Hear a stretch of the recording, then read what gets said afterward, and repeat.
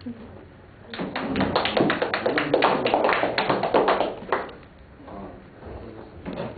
be honest.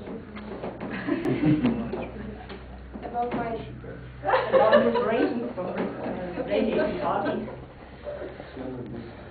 Well, all in all, what I remember about my party, about my finishing party in school, there are two things. First of all, my dress. Well, we prepared it for a long time, and I spent many of my weekends on it instead of going with friends.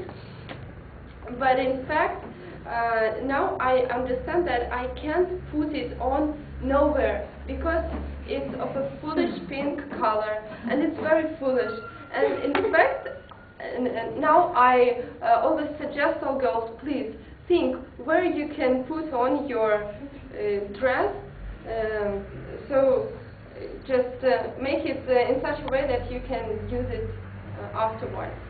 And the second thing was my shoes. They were on heels. Well, they were quite comfortable, but we were dancing. We were dancing during the party the whole night, dancing.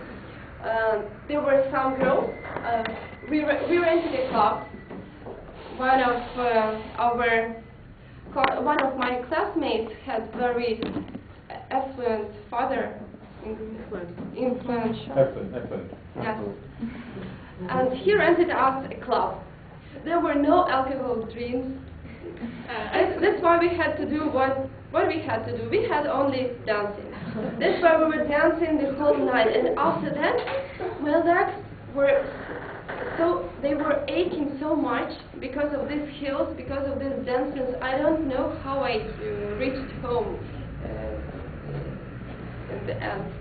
That was very, very poor picture when in the morning, it was 7 o'clock in the morning, all people were fresh after drinking a cup of coffee. They were in a bus, they were hurrying to the job, and a very strange girl in her pink dress